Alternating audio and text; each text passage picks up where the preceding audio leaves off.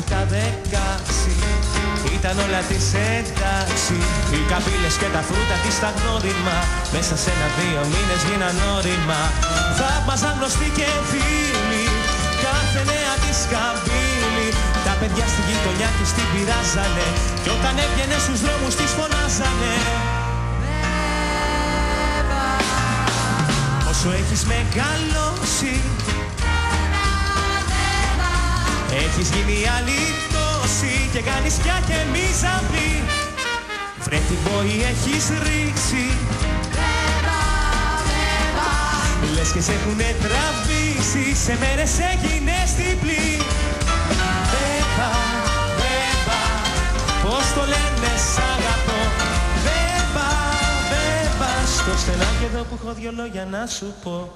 Όσο έχεις τρογγυλέψει, βέβα, βέβα, την καρδιά μου έχεις κλέψει, στο λέω δίχως να τραπώ.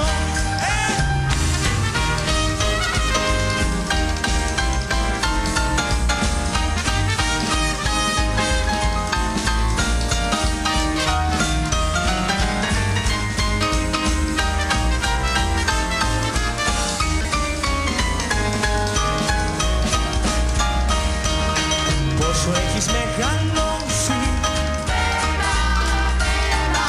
έχεις γίνει άλλη τόση και κάνεις πια και μη ζαμπλή.